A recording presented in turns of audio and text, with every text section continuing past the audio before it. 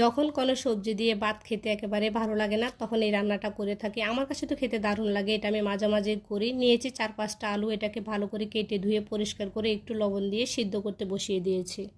পরে যেটা করলাম, নিয়েছি একটা পেঁয়াজ কুচি, একটা টমেটো, 4-5টা কাঁচামরিচ, এটাকে ব্লেন্ড করে নেব। আলুগুলো সিদ্ধ করা কমপ্লিট করে একটু হলুদ আর লবণ দিয়ে ভালোভাবে এটাকে ভেজে নেব।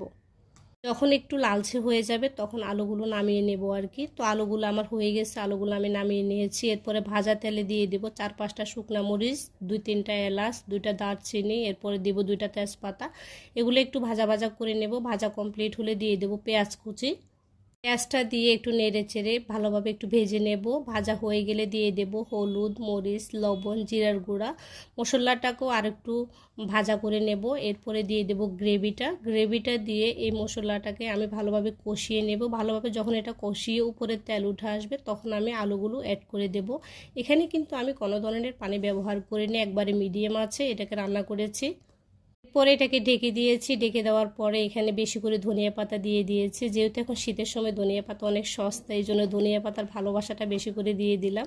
এরপরে ঢেকে দিব, ঢাকনা উঠিয়ে এরপরে ভালো করে নেড়ে চেড়ে সব কিছু যখন মাখা মাখা হয়ে গেছে, এখন চুলাটা অফ করে দেব। এভাবে মাঝে মাঝে রান্না করে খাবেন, দারুণ লাগে খেতে কিন্তু।